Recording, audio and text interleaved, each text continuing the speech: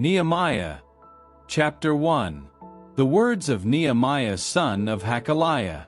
It happened in the month of Chislev, in the 20th year, while I was in the citadel of Susa, that Hanani, one of my brothers, arrived with some men from Judah. I asked them about the Jews, those who had escaped and those who survived from the captivity, and about Jerusalem. They replied, "The survivors remaining there in the province since the captivity are in a very bad and demoralized condition. The walls of Jerusalem are in ruins and its gates have been burnt down." On hearing this I sat down and wept. For some days I mourned, fasting and praying before the God of heaven. I said, "Yahweh, God of heaven, the great and awe-inspiring God who keeps a covenant of faithful love with those who love him and obey his commandments, let your ear be attentive and your eyes open, to listen to your servant's prayer, which I now offer to you day and night on behalf of your servants the Israelites. I admit the sins of the Israelites, which we have committed against you. Both I and my father's house have sinned. We have acted very wickedly towards you by not keeping the commandments, laws and rulings which you enjoined on your servant Moses. Remember, I beg you, the promise which you solemnly made to your servant Moses. If you are unfaithful, I shall scatter you among the peoples. But if you come back to me and keep my commandments and practice them, even though those who have been banished are at the very sky's end, I shall gather them from there and bring them back to the place which I have chosen as a dwelling place for my name. Since they are your servants, your people, whom you have redeemed with your mighty power and strong hand. O Lord, let your ear now be attentive to your servant's prayer and to the prayer of your servants who want to revere your name. I beg you, let your servant be successful today and win this man's compassion." At the time I was cupbearer to the king.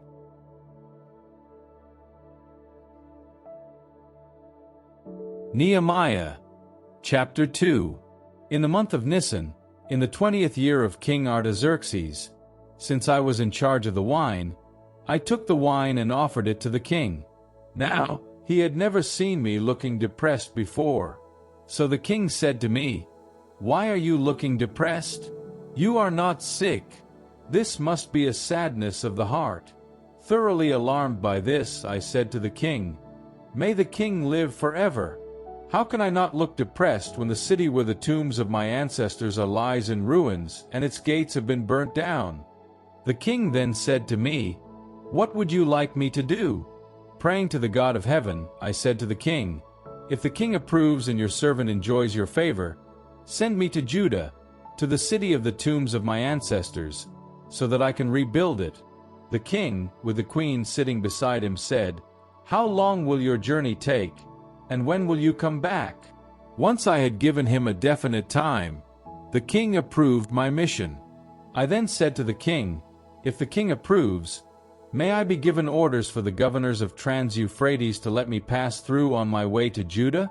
Also an order for Asaph, keeper of the king's forest, to supply me with timber for the beams of the gates of the citadel of the temple, for the city walls and for the house which I am to occupy." These the king granted me because the kindly hand of my God was over me. When I reached the governors of Trans-Euphrates, I gave them the king's orders.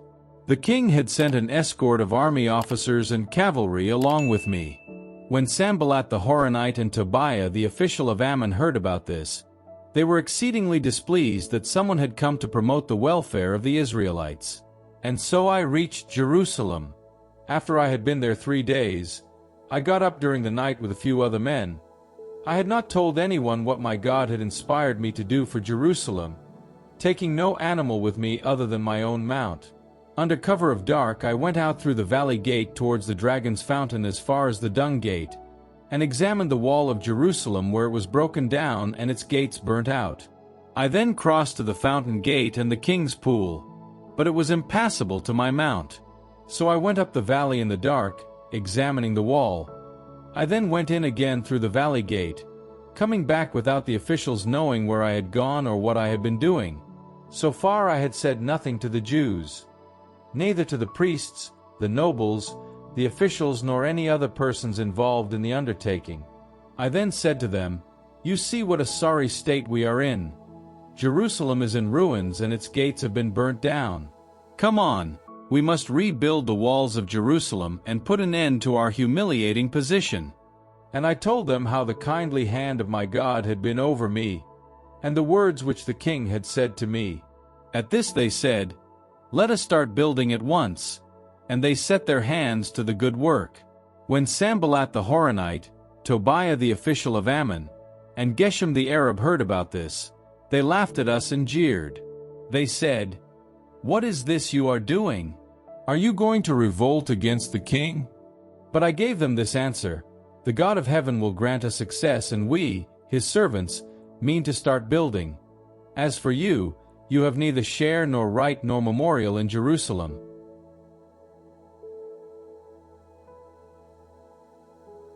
Nehemiah chapter 3. Eliashib the high priest with his brother priests then set to work and rebuilt the sheep gate. They made the framework, hung its doors, fixed its bolts and bars, and proceeded as far as the Tower of the 100 and the Tower of Hananel. The men of Jericho built next to him. Zachar son of Imri built next to them. The sons of Hasina rebuilt the fish gate. They made the framework, hung its doors, and fixed its bolts and bars. Mirmoth son of Uriah, son of Hakaz, carried out repairs next to them. Meshullam son of Berechiah, son of Meshezabel, carried out repairs next to him, and Zadok son of Bana carried out repairs next to him. The men of Tekoa carried out repairs next to him, though their nobles would not demean themselves to help their masters. Joiada son of Paseah and Meshullam son of Besadiah repaired the gate of the new quarter. They made the framework, hung its doors, and fixed its bolts and bars. Next to them repairs were carried out by Melatiah of Gibeon, Jadon of Maronoth, and the men of Gibeon and Mizpah, for the sake of the governor of Trans-Euphrates. Next to them repairs were carried out by Uzziel son of Harhiah, a member of the Metalworkers Guild, and next to him repairs were carried out by Hananiah of the Perfumers Guild. These renovated the wall of Jerusalem as far as the broad wall. Next to them repairs were carried out by Rephaiah son of Hur, who was head of one half of the district of Jerusalem. Next to them Jediah son of Harumaph carried out repairs opposite his own house. Next to him repairs were carried out by Haddish son of Hashabniah. Malchijah son of Haram and Hasub son of Pahath Moab repaired another section as far as the furnace tower. Next to them repairs were carried out by Shallum son of Halahesh, head of the other half of the district of Jerusalem, by him and his sons. Hanan and the inhabitants of Zanoah repaired the valley gate. They rebuilt it, hung its doors, and fixed its bolts and bars. They also repaired 1,000 cubits of wall up to the dung gate. Malchijah son of Rechab, head of the district of Beth-Hacherem, repaired the dung gate. He rebuilt it, hung its doors, and fixed its bolts and bars. Shallum son of Kol-Hoz, head of the district of Mizpah, repaired the fountain gate. He rebuilt it, roofed it, hung its doors, and fixed its bolts and bars. He also rebuilt the wall of the pool of Siloah, adjoining the king's garden, as far as the steps going down from the city of David. After him, Nehemiah son of Azbuk, head of half the district of Beth-zur, carried out repairs from a point opposite the Davidic tombs to the artificial pool and the house of the champions. After him, repairs were carried out by the Levites, Rehum son of Bani, and next to him Hashabiah, head of one half of the district of Keilah, carried out repairs for his own district. After him, repairs were carried out by their brothers, Binnui son of Henadad, head of the other half of the district of Keilah. Next to him, Ezra son of Jeshua, headman of Mizpah, repaired another section in front of the ascent to the armory at the angle. After him, Baruch son of Zabbai repaired another section from the angle to the door of the house of Eliashib the high priest. After him, Mirmoth son of Uriah, son of Hakaz, repaired another section from the door of Eliashib's house as far as the end of Eliashib's house. And after him repairs were carried out by the priests who lived in the district. After them repairs were carried out by Benjamin and Hashub, opposite their own house. After them repairs were carried out by Azariah son of Maaseiah, son of Ananiah, beside his own house. After him, Binnui son of Henadad repaired another section from Azariah's house as far as the angle at the corner. After him, Palal son of Uzai carried out repairs in front of the angle and the tower projecting from the king's upper palace by the court of the guard. And after him, Pedaiah son of Parash carried out the repairs to a point by the water gate to the east and the projecting tower. After him, the men of Tekoa repaired another section from in front of the great projecting tower as far as the wall of Ophel. From the horse gate onwards repairs were carried out by the priests, each in front of his own house. After them repairs were carried out by Zadok son of Immer in front of his house, and after him repairs were carried out by Shemaiah son of Shechaniah, keeper of the east gate. After him Hananiah son of Shelemiah and Hanan sixth son of Zalaph repaired another section, after whom repairs were carried out by Meshullam son of Berechiah in front of his room. After him Malchijah, of the metal workers' guild, repaired as far as the hall of the temple slaves and merchants, in front of the muster gate, as far as the upper room at the corner. And between the upper room at the corner and the sheep gate repairs were carried out by the goldsmiths and the merchants.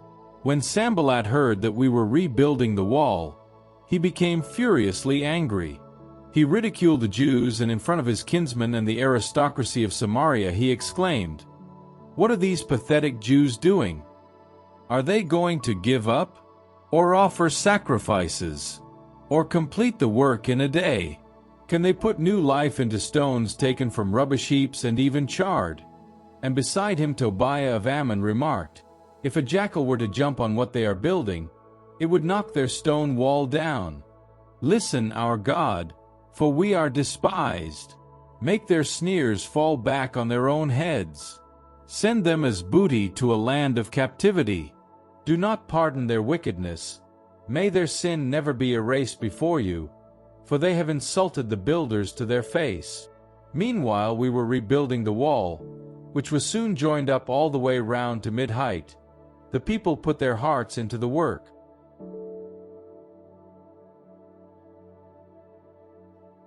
Nehemiah, chapter 4.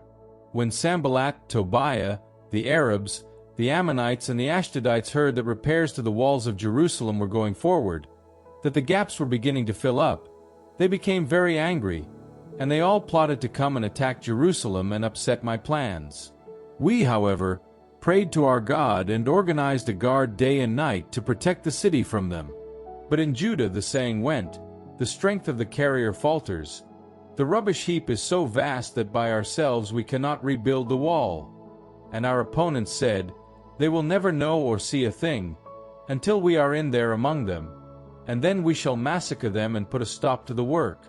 Now when the Jews who lived near them had warned us 10 times over, "They are coming up against us from every place they live in," men took up position in the space behind the wall at those points where it was lowest, and I organized the people by families with their swords, spears, and bows.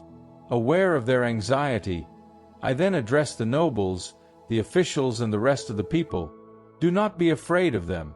Remember the great and awe-inspiring Lord and fight for your kinsmen, your sons, your daughters, your wives, and your homes." Once our enemies heard that we were forewarned and that God had thwarted their plan, they withdrew and we all went back to the wall, each one to his work. From then on, half my own retainers went on working, while the other half stood by, armed with spears, shields, bows, and armor to protect the whole house of Judah as they rebuilt the wall. The carriers were armed, working with one hand and holding a spear in the other. Each builder had his sword strapped to his side as he built. Beside me stood a trumpeter. I then said to the nobles, the officials, and the rest of the people, "The work is great and widely spread out, and we are deployed along the wall some way from one another. Rally to us wherever you hear the trumpet sounding. Our God will fight for us." And so we went on with the work from break of day until the stars came out. At the same time I also told the people, "Let every man, with his attendant, spend the night inside Jerusalem. We shall spend the night on guard and the day at work. Neither I, nor my brothers, nor my attendants, nor my bodyguards ever took off our clothes. Each one kept his spear in his right hand."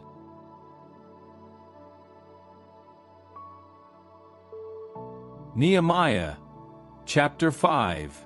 There was a great outcry from the people, and from their wives, against their brother Jews. Some said, "We are having to pledge our sons and daughters to get enough grain to eat and keep us alive." Others said, "We are having to mortgage our fields, our vineyards and our houses to get grain because of the shortage."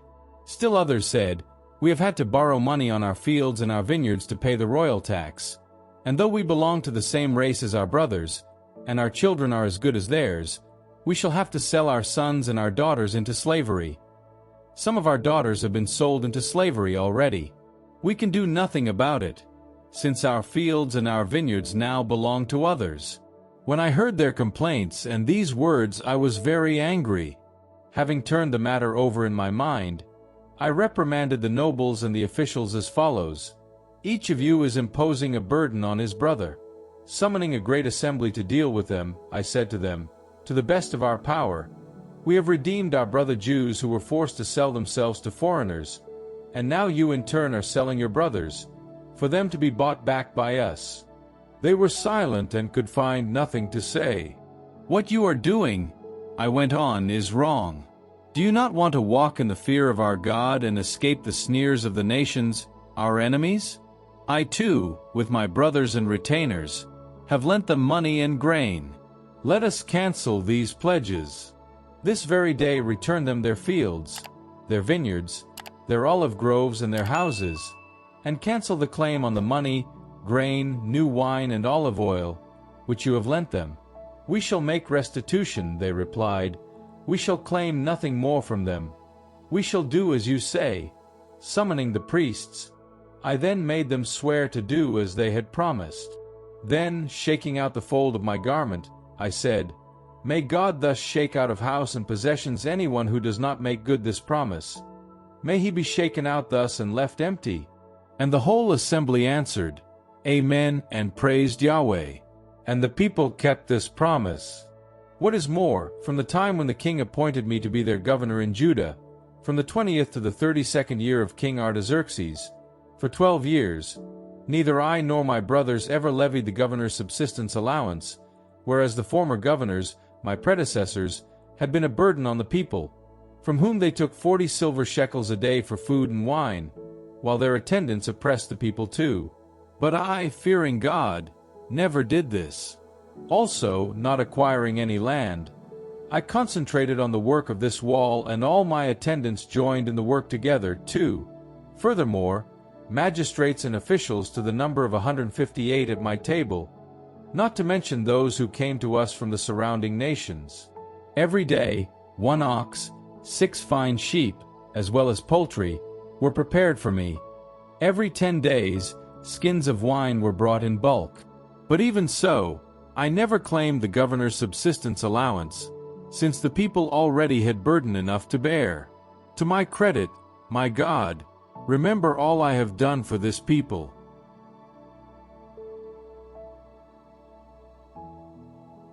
Nehemiah, chapter 6. When Sanballat, Tobiah, Geshem the Arab and our other enemies heard that I had rebuilt the wall and that not a single gap was left, though at that time I had not fixed the doors to the gates, Sanballat and Geshem sent me this message: "Come and meet us at Hachepharim in the vale of Ono." But they had evil designs on me. So I sent messengers to them to say, "I am engaged in a great undertaking, so I cannot come down. Why should the work stop while I leave it and come down to you?" For times they sent me the same invitation, and I made them the same reply. The 5th time, with the same purpose in mind, Sanballat sent me his servant bearing an open letter. It ran, "There is a rumor among the nations, and Gashmu confirms it, that you and the Jews are thinking of rebelling, which is why you are rebuilding the wall, and you intend to become their king, and that you have even briefed prophets to acclaim you in Jerusalem with the cry, 'There is a king in Judah.' Now, these rumors are going to reach the king, so you had better come and discuss them with us." To this I sent him the following reply: "As regards what you say, nothing of the sort has occurred. It is a figment of your own imagination, for they were all trying to terrorize us, thinking, they will become demoralized over the work and it will not get finished. But my morale rose even higher. Then, when I went to visit Shemaiah son of Delaiah, son of Mehetabel, since he was prevented from coming to me, he said, We must gather at the temple of God, inside the sanctuary itself. We must shut the sanctuary doors, for they are coming to kill you. They are coming to kill you tonight." But I retorted, "Should a man like me run away? Would a man like me go into the temple to save his life? I shall not go in." I realized that God had not sent him to say this, but that he had produced this prophecy for me because Tobiah was paying him to terrorize me into doing as he said and committing a sin, so that they would have grounds for blackening my reputation and blaming me. Remember Tobiah, my God, for what he did, and Noadiah the prophetess, and the other prophets who tried to terrorize me. The wall was finished within 52 days, on the 25th of Elul. When all our enemies heard about it and all the surrounding nations saw it, they thought it a wonderful thing, because they realized that this work had been accomplished by the power of our God. During this same period, the nobles of Judah kept sending letter after letter to Tobiah, and letters from Tobiah kept arriving for them. For he had many sworn to his interest in Judah, since he was son-in-law to Shechaniah son of Ara, and his son Jehohanan had married the daughter of Meshullam son of Berechiah. They even cried up his good deeds in my presence, and they reported what I said back to him. And Tobiah kept sending letters to terrorize me.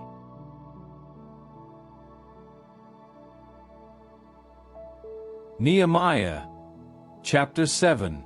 Now, when the wall had been rebuilt and I had hung the doors, the gatekeepers, the singers and the Levites, were then appointed. I entrusted the administration of Jerusalem to my brother Hanani, and to Hananiah the commander of the citadel, for he was a more trustworthy, God-fearing man than many others. I said to them, "The gates of Jerusalem must not be opened until the sun gets hot, and the doors must be shut and barred before it begins to go down. Detail guards from the residents of Jerusalem, each to his post, in front of his own house." The city was large and spacious, but the population was small, and the houses had not been rebuilt. My God then inspired me to assemble the nobles, the officials and the people for the purpose of taking a census by families. I discovered the genealogical register of those who had returned in the first group, and there I found entered, "These are the people of the province who returned from the captivity of the exile, those whom Nebuchadnezzar king of Babylon had deported, and who returned to Jerusalem and Judah, each to his own town. They were the ones who arrived with Zerubbabel, Jeshua, Nehemiah, Azariah, Ramiah, Naamani, Mordecai, Bilshan, Mispereth, Bigvai, Nehem, Banah.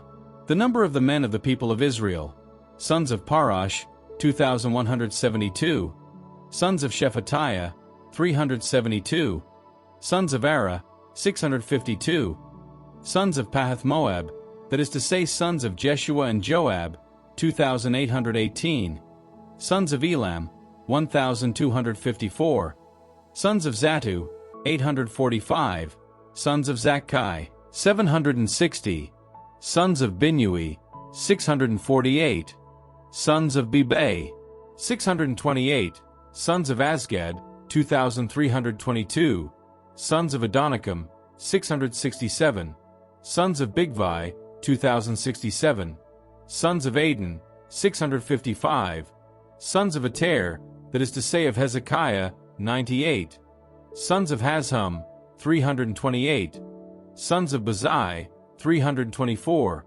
sons of Hariph, 112, sons of Gibeon, 95, men of Bethlehem and Netopha, 180, 8, men of Anathoth, 128, men of Beth-Azmaveth, 42, men of Kiriath-Jearim, Kephra and Beeroth, 743, men of Ramah and Geba, 621, men of Michmash, 122, men of Bethel and Ai, 123, men of the other Nebo, 52, sons of the other Elam, 1,254, sons of Haram, 320, sons of Jericho, 345, sons of Lod, Hadid and Ono, 721, sons of Sina, 3,930.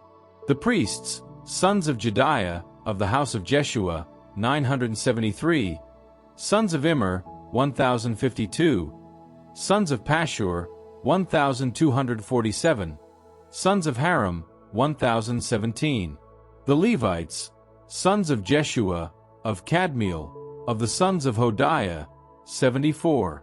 The singers, sons of Asaph, 148. The gatekeepers, sons of Shallum, sons of Ater, sons of Talmon, sons of Akub, sons of Hatita, sons of Shobai, 138.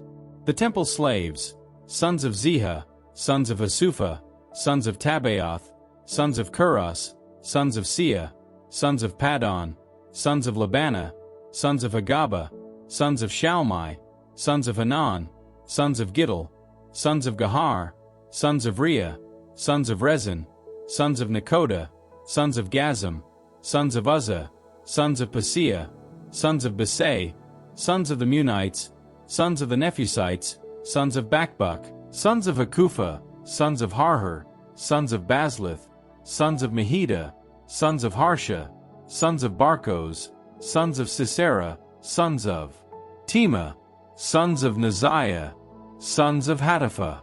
The sons of Solomon's slaves, sons of Sotai, sons of Sophereth, sons of Perida, sons of Jala, sons of Darkon, sons of Giddel, sons of Shephatiah, sons of Hattil, sons of Pachereth-Hazebaim, sons of Ammon. The total of the temple slaves and the sons of Solomon's slaves, 392. The following, who came from Tel Melah, Tel Harsha, Cherub, Adon and Immer, could not prove that their families and ancestry were of Israelite origin. The sons of Deliah, the sons of Tobiah, the sons of Nekoda, 642. And among the priests, the sons of Hobiah, the sons of Hakaz, the sons of Barzillai, who had married one of the daughters of Barzillai the Gileadite, whose name he adopted. These had looked for their entries in the official genealogies but were not to be found there, and were hence disqualified from the priesthood. Consequently, His Excellency forbade them to eat any of the consecrated food until a priest appeared who could consult Urim and Thummim. The whole assembly numbered 42,360 people, not counting their slaves and maidservants, to the number of 7,337. They also had 245 male and female singers.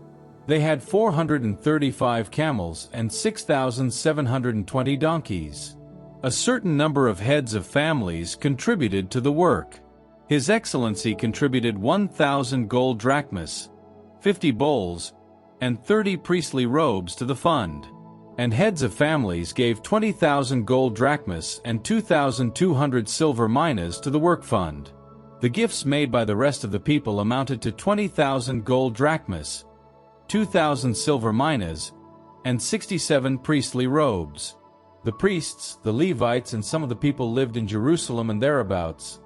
The singers, the gatekeepers, and the temple slaves in their appropriate towns, and all the other Israelites in their own towns.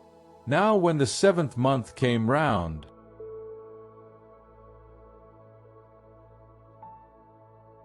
Nehemiah, chapter 8. All the people gathered as one man in the square in front of the water gate, and asked the scribe Ezra to bring the book of the law of Moses which Yahweh had prescribed for Israel. Accordingly, on the first day of the 7th month, the priest Ezra brought the law before the assembly, consisting of men, women, and all those old enough to understand. In the square in front of the water gate, in the presence of the men and women, and of those old enough to understand, he read from the book from dawn till noon. All the people listened attentively to the book of the law. The scribe Ezra stood on a wooden dais erected for the purpose. Beside him stood, on his right, Mattathiah, Shema, Ananiah, Uriah, Hilkiah, and Messiah. On his left, Pedaiah, Mishael, Malchijah, Hazhum, Hashbaddanah, Zechariah, and Meshullam.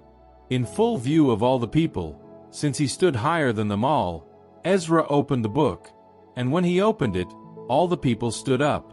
Then Ezra blessed Yahweh, the great God, and all the people raised their hands and answered, Amen, Amen. Then they bowed down and, face to the ground, prostrated themselves before Yahweh. And Jeshua, Bani, Sherebiah, Jamin, Akub, Shabbathai, Hodiah, Messiah, Kelita, Azariah, Jozabab, Hanan, Peliah, who were Levites, explained the law to the people, while the people all kept their places. Ezra read from the book of the law of God, translating and giving the sense, so the reading was understood. Then His Excellency Nehemiah and the priest scribe Ezra and the Levites who were instructing the people said to all the people, "Today is sacred to Yahweh your God. Do not be mournful, do not weep." For the people were all in tears as they listened to the words of the law. He then said, "You may go.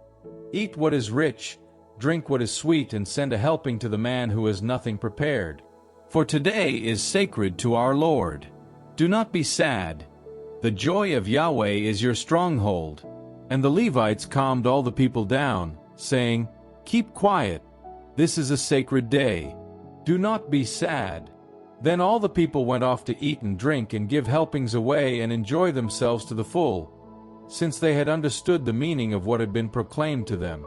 On the second day, the heads of families of the whole people, and the priests and Levites, gathered round the scribe Ezra to study the words of the law. And written in the law that Yahweh had prescribed through Moses, they found that the Israelites were to live in shelters during the feast of the 7th month. So they issued a proclamation and had it circulated in all their towns and in Jerusalem. "Go into the hills and bring branches of olive, pine, myrtle, palm, and other leafy trees to make shelters, as it says in the book." The people went out. They brought branches and made shelters for themselves, each man on his roof, in their courtyards, in the precincts of the temple of God, in the square of the water gate, and in the square of the Ephraim gate.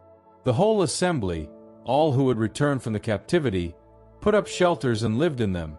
This the Israelites had not done from the days of Joshua son of Nun till that day, and there was very great merrymaking. Each day, from the first day to the last one, Ezra read from the book of the law of God. They celebrated the feast for 7 days. On the 8th day, as prescribed, they held a solemn assembly.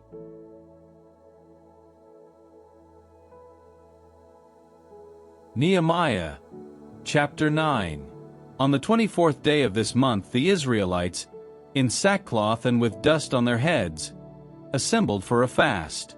Then those of Israelite stock who had severed relations with all foreigners stood up and confessed their sins and the iniquities of their ancestors. Standing, each man in his place, they read from the book of the law of Yahweh their God for 1/4 of the day. For another quarter they confessed their sins and worshipped Yahweh their God. On the Levites' platform stood Jeshua, Binnui, Kadmiel, Shebaniah, Buni, Sherebiah, Bani, and Chenani, calling to Yahweh their God in ringing tones. The Levites, Jeshua, Kadmiel, Bani, Hashabniah, Sherebiah, Hodiah, Shebaniah, and Pethahiah said, "Stand up and bless Yahweh your God. Blessed are you, Yahweh our God, from everlasting to everlasting, and blessed be your glorious name, surpassing all blessing and praise. You, Yahweh, are the one, only Yahweh. You have created the heavens, the heaven of heavens and all their array, the earth and all it bears, the seas and all they hold. To all of them you give life, and the array of heaven worships you. You are Yahweh God, who chose Abram, brought him out of Ur in Chaldea, and changed his name to Abraham. Finding his heart was faithful to you, you made a covenant with him, to give the country of the Canaanites, the Hittites, the Amorites, the Perizzites, the Jebusites, and the Girgashites to him and his descendants. And you have made good your promises, for you are upright. You saw the distress of our ancestors in Egypt. You heard their cry by the Sea of Reeds. You displayed signs and wonders against Pharaoh, against all his servants and all the people of his land. For you knew how arrogantly they treated them. You won a reputation which you keep to this day. You opened up the sea in front of them. They walked on dry ground right through the sea. Into the depths you hurled their pursuers like a stone into the raging waters. With a pillar of cloud you led them by day, with a pillar of fire by night, to light the way ahead of them by which they were to go. You came down on Mount Sinai and spoke with them from heaven. You gave them right rules, reliable laws, good statutes and commandments. You revealed your holy Sabbath to them. You laid down commandments, statutes and law for them through your servant Moses. For their hunger you gave them bread from heaven. For their thirst you brought them water out of a rock. And you told them to go in and take possession of the country which you had sworn to give them. But they and our ancestors acted arrogantly, grew obstinate and flouted your commands. They refused to obey, forgetful of the wonders which you had worked for them. They grew obstinate and made up their minds to return to their slavery in Egypt. But because you are a forgiving God, gracious and compassionate, patient and rich in faithful love, you did not abandon them. Even when they cast themselves a calf out of molten metal and said, "This is your God who brought you up from Egypt," and committed monstrous impieties, you, in your great compassion, did not abandon them in the desert. The pillar of cloud did not leave them, leading them on their path by day, nor the pillar of fire by night, lighting the way ahead of them by which they were to go. You gave them your good spirit to instruct them. You did not withhold your manna from their mouths. You gave them water for their thirst. For 40 years you cared for them in the desert, so that they went short of nothing. Their clothes did not wear out, nor were their feet swollen. You gave them kingdoms and peoples, allotting them these as frontier lands. They occupied the country of Sihon king of Heshbon, and the country of Og king of Bashan. You gave them as many children as there are stars in the sky, and brought them into the country which you had promised their ancestors that they would enter and possess. The children entered and took possession of the country, and before them you subdued the country's inhabitants, the Canaanites, whom you put at their mercy, with their kings and the peoples of the country, for them to treat as they pleased. They captured fortified towns and a fertile countryside. They took possession of houses stocked with all kinds of goods, of storage wells ready hewn, of vineyards, olive groves and fruit trees in profusion. So they ate, were full, grew fat and reveled in your great goodness. But they grew disobedient, rebelled against you and thrust your law behind their backs.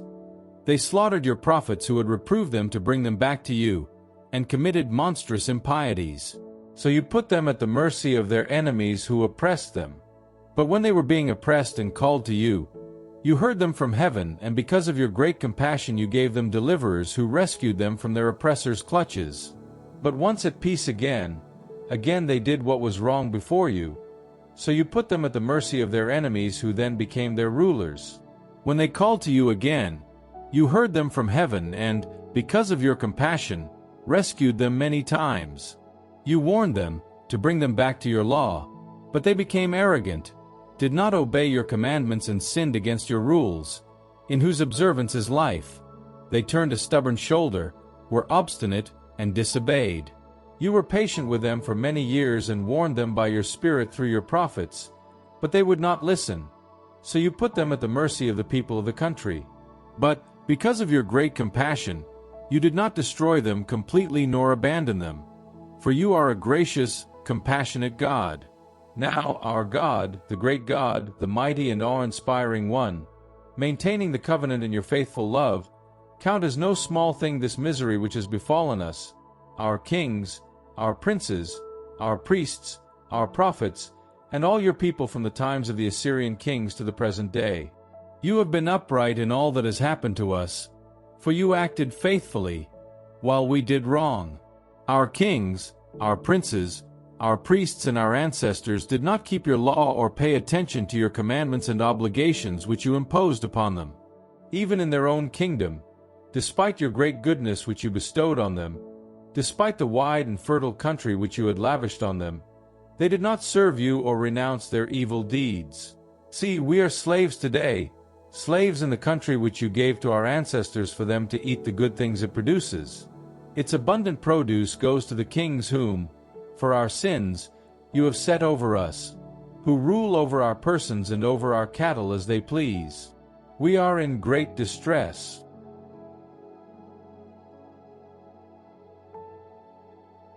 Nehemiah, chapter 10. In view of all this we make a firm agreement, in writing. Our princes, our Levites, our priests, and the rest of the people have put their names to the document under seal. On the sealed document were the names of Nehemiah, son of Hakaliah, and Zedekiah, Sariah, Azariah, Jeremiah, Pashur, Amariah, Malchijah, Hattush, Shebaniah, Malach, Haram, Mirmoth, Obadiah, Daniel, Ginnathan, Baruch, Meshullam, Abijah, Mijamin, Maaziah, Bilgai, Shemaiah. These were the priests. The Levites were Jeshua son of Azaniah, Binnui of the sons of Henadad, Kadmiel, and their kinsman Shebaniah, Hodaviah, Kelita, Peliah, Hanan, Micah, Rehob, Hashabiah, Zachar, Sherebiah, Shebaniah, Hodiah, Bani, Chenani. The leaders of the people were Parash, Pahath-Moab, Elam, Zatu, Bani, Buni, Asgad, Bibai, Adonijah, Bigvai, Aden, Ater, Hezekiah, Azar, Hodiah, Hazhum, Bazai, Hariph, Anathoth, Nebai, Magpish, Meshullam, Hezer, Meshezabel, Zadok, Jadua, Pelatiah, Hanan, Anaiah, Hozhi, Hananiah, Hashub, Halahesh, Pilha, Shobek, Rehum, Hashabna, Messiah, Ahijah, Hanan, Anan, Malach, Haram, Baanah, and the rest of the people, the priests, the Levites, the gatekeepers, the singers, the temple slaves, and all those who had severed relations with the people of the country to adhere to the law of God, as also their wives, their sons, their daughters, that is, all those who had reached the age of discretion, have joined their esteemed brothers in a solemn oath to follow the law of God given through Moses, servant of God, and to observe and practice all the commandments of Yahweh our Lord, with His rules and His statutes. We will not give our daughters in marriage to the peoples of the country, nor allow their daughters to marry our sons. If the people of the country bring goods or foodstuff of any kind to sell on the Sabbath day, we will buy nothing from them on Sabbath or holy day. In the 7th year, we will forego the produce of the soil and the exaction of all debts.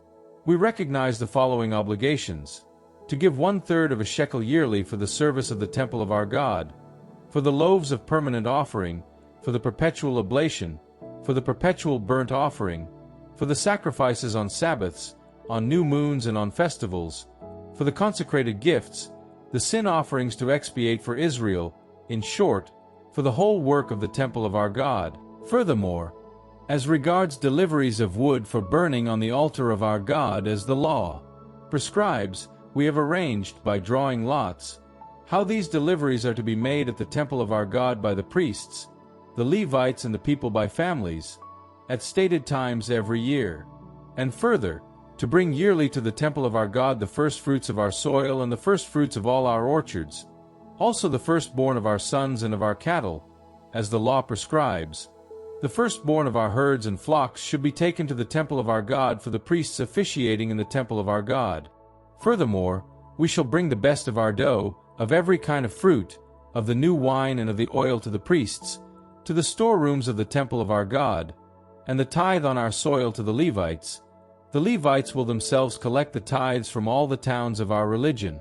An Aaronite priest will accompany the Levites when they collect the tithes, and the Levites will bring 1/10 part AB of the tithes to the temple of our God, into the treasury storerooms. For these rooms are where the Israelites and the Levites are to bring the contributions of corn, wine, and oil, and where the vessels of the sanctuary are, and the officiating priests, the gatekeepers, and the singers.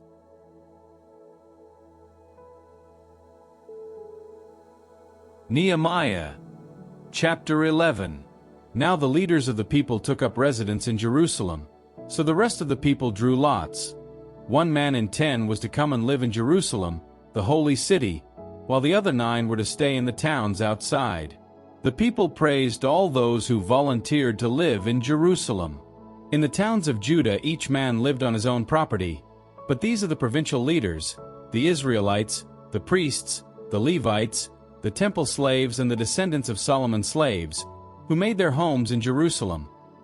Of the sons of Judah and the sons of Benjamin who made their homes in Jerusalem there were, of the sons of Judah, Athaiah son of Uzziah, son of Zechariah, son of Amariah, son of Shephatiah, son of Mehalel, of the descendants of Perez, and Messiah son of Baruch, son of Col-Hoz, son of Haziah, son of Adaiah, son of Joiarib, son of Zechariah, descendant of Shelah. The total number of the descendants of Perez living in Jerusalem was 468 outstanding people. These are the sons of Benjamin: Sallu son of Meshullam, son of Jod, son of Pedaiah, son of Kaliah, son of Messiah, son of Ithiel, son of Jeshiah, and his brothers Gabbai and Sallai, 928. Joel son of Zichri was their chief, and Judah son of Hasenuah was second in command of the city. Of the priests there were Jedaiah son of Joiakim, son of Sariah, son of Hilkiah, son of Meshullam, son of Zadok, son of Meraioth, son of Ahitub, the chief of the temple of God, and their kinsmen who performed the temple liturgy. 822.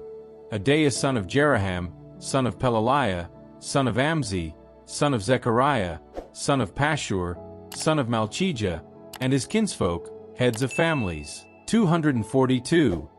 And Amashai son of Azarel, son of Otsai, son of Meshillamoth, son of Immer, and his kinsfolk, outstanding people. 128. Their chief was Zabdiel son of Haggadol. Of the Levites there were Shemaiah son of Hashub, son of Azrikam, son of Hashabiah, son of Buni, Shabbathai and Jozabad, the Levitical leaders responsible for work outside the temple of God: Mattaniah son of Micah, son of Zabdi, son of Asaph, who led the praises and intoned the thanksgiving associated with the prayer, Bakbukiah being his junior colleague, and Obadiah son of Shammua, son of Galal, son of Jeduthun. The total number of Levites in the holy city was 284. The gatekeepers, Akub, Talmon and their kinsmen, who kept watch at the gates, 172. The rest of Israel, including the priests and Levites, made their homes throughout the towns of Judah, each man on his own inheritance. The temple slaves lived on Ophel. Ziha and Gishpa were in charge of the temple slaves. The official in charge of the Levites in Jerusalem was Uzzi son of Bani, son of Hashabiah, son of Mattaniah, son of Micah, of the sons of Asaph, who led the singing in the liturgy of the temple of God. For the singers were under royal orders, with regulations laying down what was required of them day by day. Pedaiah son of Meshizabel, of the sons of Zerah son of Judah, was the king's minister for all matters connected with the people, and in the villages near their lands. Some of the sons of Judah made their homes in Kiriath-arba and its dependencies, Dibon and its dependencies, Jekabzeel and its dependencies, Jeshua, Malada, Beth-Pelet, Hazar-Shual, Beersheba and its dependencies, Ziklag, Makona and its dependencies, En-Rimmon, Zorah, Jarmuth, Zanoah, Adullam and their villages, Lachish and its lands, and Azekah and its dependencies. Thus, they settled from Beersheba as far as the valley of Hinnom. And some Benjaminites made their homes in Geba, Michmash, Ijah, Bethel and its dependencies, Anathoth, Nob, Ananiah, Hazor, Ramah, Gittaim, Hadid, Zeboim, Nebalat, Lod, Ono and the valley of craftsmen. Some Levitical groups lived in Judah, some in Benjamin.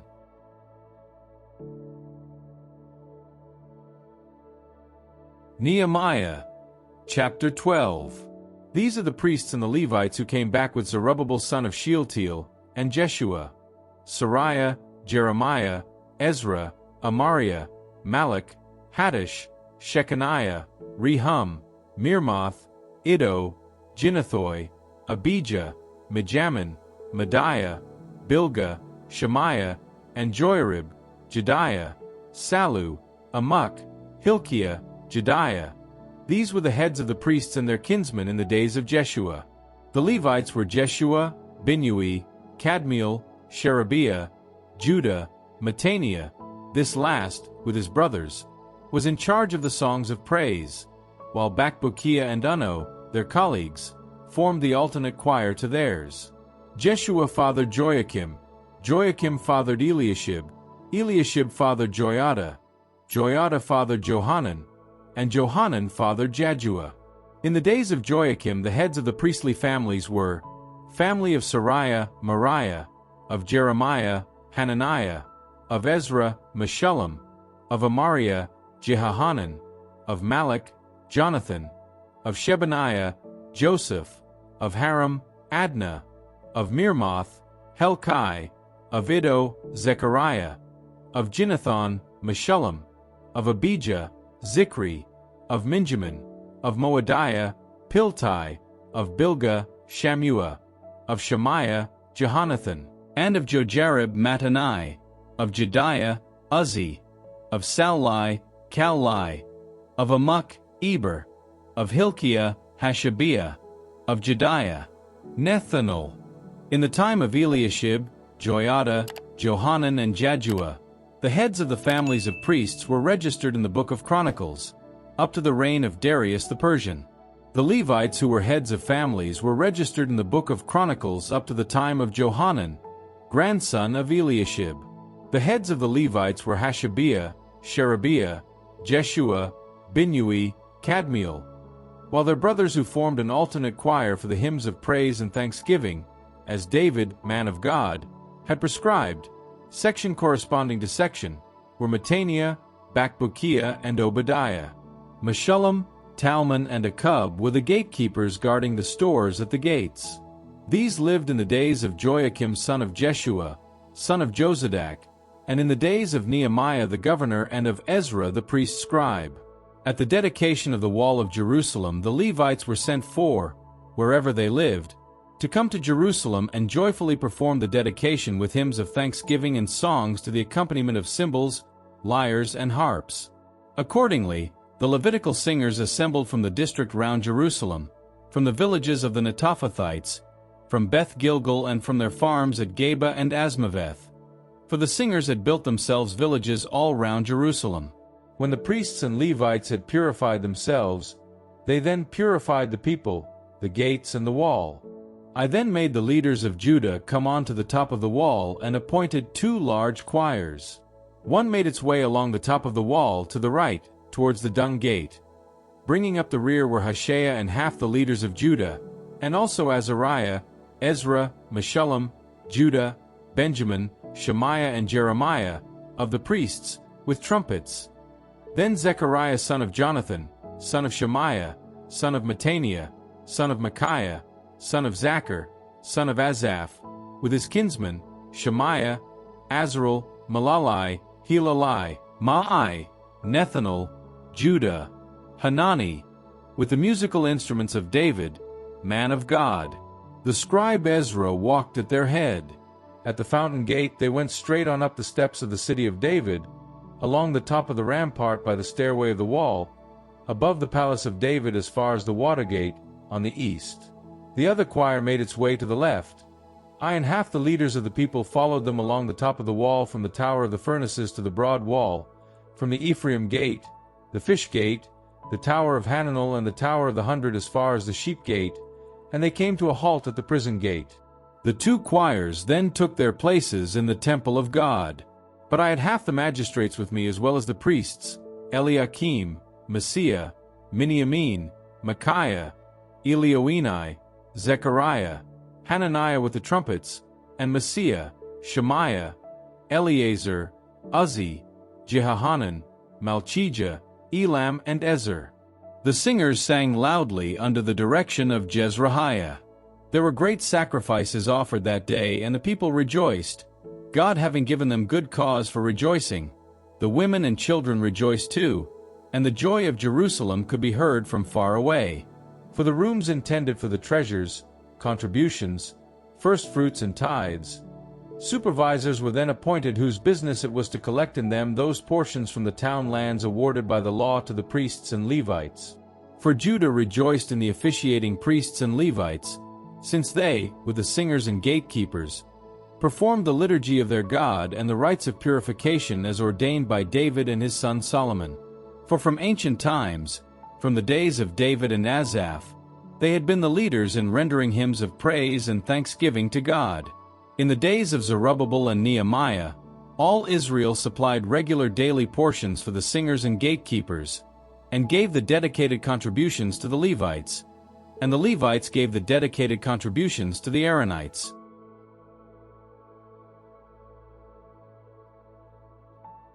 Nehemiah, chapter 13. At that time they were reading to the people from the book of Moses, when they found this written in it: "No Ammonite or Moabite is to be admitted to the assembly of God, and this is for all time, since they did not come to meet the Israelites with bread and water, and even hired Balaam to oppose them by cursing them. But our God turned the curse into a blessing. Having heard the law, they excluded all foreigners from Israel."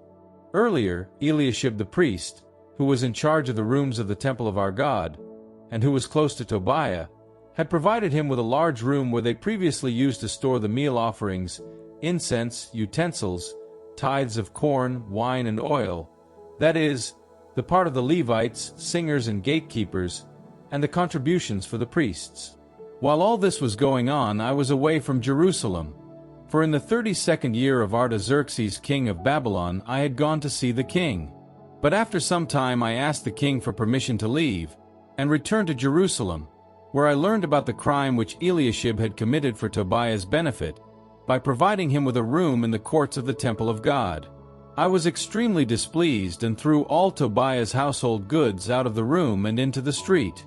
I then gave orders for the room to be purified, and had the utensils of the temple of God, the meal offerings and the incense, all replaced. I also learned that the Levites had not been receiving their allocations, as a result of which the Levites and singers who performed the liturgy had all withdrawn to their farms. I then reprimanded the officials. "Why is the temple of God deserted?" I asked, and I collected them together again and brought them back to their posts.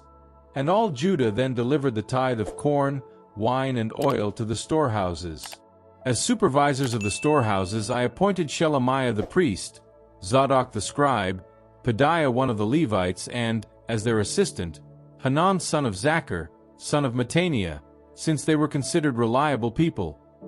Their duty was to make the distributions to their kinsmen. Remember me for this, my God, and do not blot out the good deeds which I have done for the temple of my God and its observances. At the same time I saw people in Judah treading the winepress, bringing in sacks of grain and loading donkeys on the Sabbath. They were also bringing wine, grapes, figs, and every kind of merchandise into Jerusalem on the Sabbath day. So I forbade them to sell the food. Tyrians living there were bringing in fish and every kind of merchandise which they were selling to the Judeans on the Sabbath in Jerusalem itself. So I also reprimanded the leading men of Judah, saying to them, "What a wicked way to behave, profaning the Sabbath day!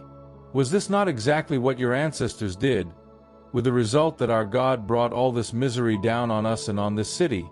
And now you are adding to the wrath hanging over Israel by profaning the Sabbath yourselves." So when the gates of Jerusalem were getting dark at the approach of the Sabbath, I gave orders for the doors to be shut and directed that they were not to be opened again until the Sabbath was over. I stationed some of my attendants at the gates to make sure that no merchandise was brought in on the Sabbath day. So the traders and dealers in goods of all kinds spent the night outside Jerusalem once or twice, until I reprimanded them. I said to them, "Why are you spending the night in front of the wall? Do it again, and I shall use force on you." After this, they did not come on the Sabbath. I then ordered the Levites to purify themselves and act as guards at the gates, so that the Sabbath day might be kept holy. Remember this also to my credit. Have pity on me in the greatness of your faithful love. At that time too, I saw Jews who had married wives from Ashdod, Ammon, and Moab. As regards their children, half of them spoke the language of Ashdod or the language of one of the other peoples, but could no longer speak the language of Judah. I reprimanded them, I cursed them, I struck several of them and tore out their hair and adjured them by God, "You are not to give your daughters in marriage to their sons or let their daughters marry your sons, or marry them yourselves." Was it not because of women like these that Solomon king of Israel sinned? Although among many nations there was no king like him and he was loved by his God, and God made him king of all Israel, even then foreign women led him into sinning. Were you obedient when you committed this very grave crime? breaking faith with our God by marrying foreign wives. One of the sons of Jehoiada, son of Eliashib the high priest, was a son-in-law of Sanballat the Horonite. I drove him from my presence. Remember them, my God, for having defiled the priesthood and the covenant of the priests and Levites. And so I purged them of everything foreign. I drew up regulations for the priests and Levites, defining each man's duty, as well as for the deliveries of wood at the proper times, and for the firstfruits. Remember this, my God, to my credit,